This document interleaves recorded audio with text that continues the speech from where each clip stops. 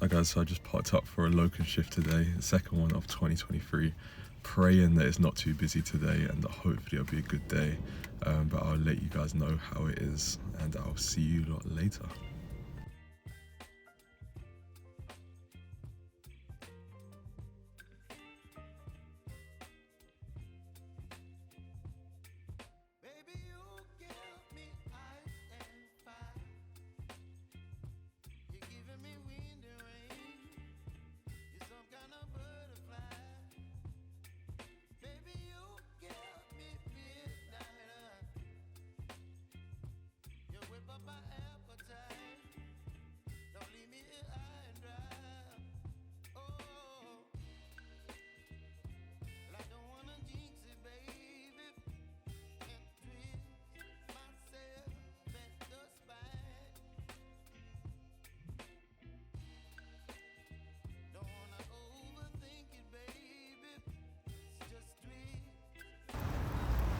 So I've finished the shift. It was actually pretty good, to be fair.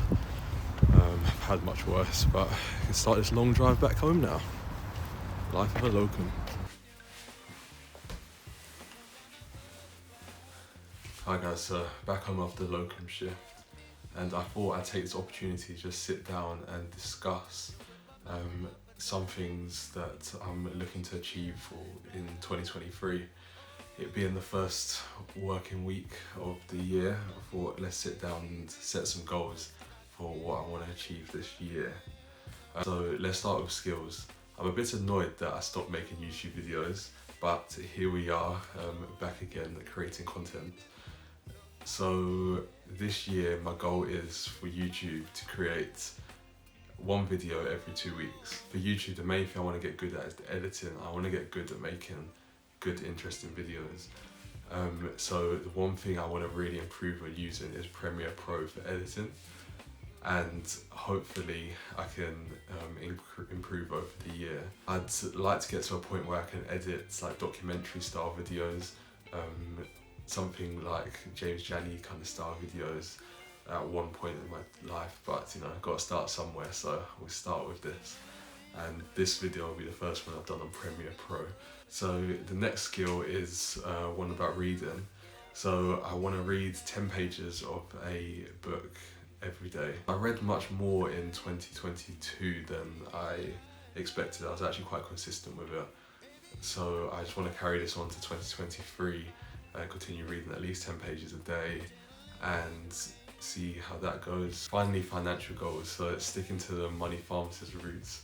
I've also set myself some savings, investing and spending goals this year. So we'll start with spending. So I'm trying to become better in spending money. I will admit that in the past, and maybe sometimes still now, that I don't like spending money, but I'm starting to realise the importance of, you know, experiences, especially when you're young, and kind of getting the most value for money, especially with things like kind of going on holiday and like seeing the world. And it's better to do when you're young, when you can, when you've still got good health, especially if you can afford it. So I've set myself a goal of actually spending more money this year. Another goal for 2023 would be, again, to max out my lifetime ISA, to put 4,000 away into the lifetime ISA. We'll assume that the tax year is just January to January. But yeah, I've started contributing to the lifetime ISA again, actually, because I did stop for a while because it's a tough one, because so I was reading into about the lifetime ISA, and there's like a secret tax if you don't, or a secret charge if you don't use the money to buy the first house. So they take 25% of your money, but because they give you the bonus every year and top it up, when they take 25%, they actually take some of your money as well. So I think it's about like for every time you max it out, they take, I think it's £250 if you don't use it for your first house or in retirement.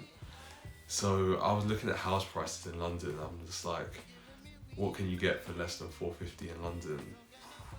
A lot of it's not great, but I've decided that I'm gonna actually just keep putting money into it, and because my first house,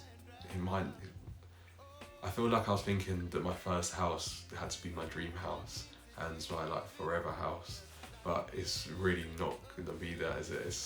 If it has to be like a flat, like a one bed, if I get a 2 bed for £450, that'd be nice as well. But yeah, I've decided to put money into it, and then if I need to pay a penalty because I need the money out, I'll just have to get on with that really. But yeah, but my second financial goal would be to max out the lifetime ISA in the next year. We'll see how I go with that. I'm not putting too much pressure on that, because if I've got things to do, as I said, experiences for people, if I've got things on the weekend, then I'll prioritise having fun basically. But if I'm not doing anything, I'm just sitting at home, I'll probably just start looking for locum shifts, just working a bit extra to supplement my income, and that can be used on experiences down the line.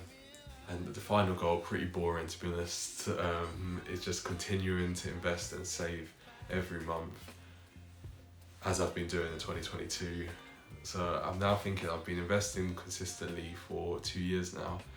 It's been a bit of a hard year, 2022, and I don't think 2023 is going to be much different. So I just want to keep putting money away every month and watching it grow. The growth hasn't been great in the last 2 years. I'm up, I think it's 3% in my Vanguard portfolio.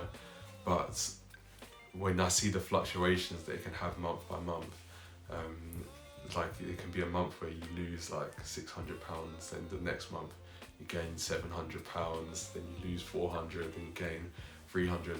It's really given me a taste of that like volatility with investing, and I know I just need to stay the course and keep my money it's in globally diversified index funds for a long period of time, and I will see growth with that. I've got a good feeling for 2023, and it'll be interesting to see how it all pans out.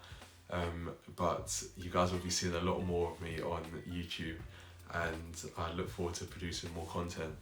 But I will see you guys later.